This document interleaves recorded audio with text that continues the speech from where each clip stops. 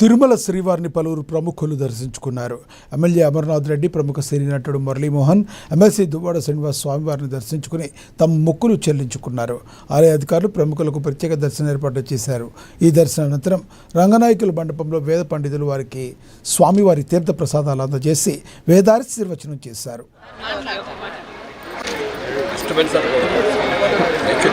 తిరుపతి దైవ దర్శనం కోసం ఇక్కడికి వచ్చాం.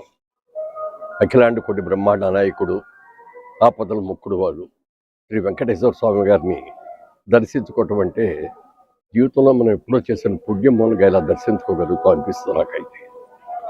అనేక కమిటీ చైర్మన్ గారు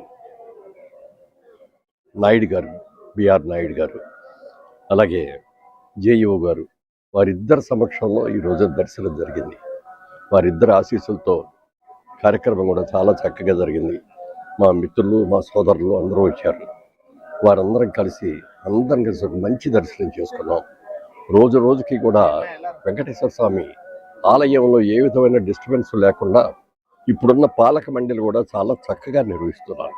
లో ఉన్నది కాదు, భక్తులకి ఇచ్చే ప్రసాదం ఇది, అన్నీ హయ్యెస్ట్ క్వాలిటీ, బెస్ట్ క్వాలిటీయే తీసుకురండి అని చెప్పి ఆయన అనటం, ఇవాళ అన్నదానంలో కానీ ఇది కానీ ప్రతిదీ కూడా ఏ విధమైన కత్తి లేకుండా అద్భుతంగా చేస్తున్నారు.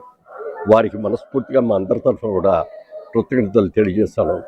అలాగే మన ఉభయ రాష్ట్రాలు ఆంధ్రప్రదేశ్, తెలంగాణ రెండు కూడా అభివృద్ధి చెందాలని మనస్ఫూర్తిగా కోరుకుంటూ, అమరావతి నిర్మాణంలో చంద్రబాబు నాయుడు గారికి మీ ఆశీస్సులు పూర్తిగా కావాలని వెంకటేశ్వర స్వామిని మనస్ఫూర్తిగా నేను దండం పెట్టుకున్నాను. Thank you. అలాగే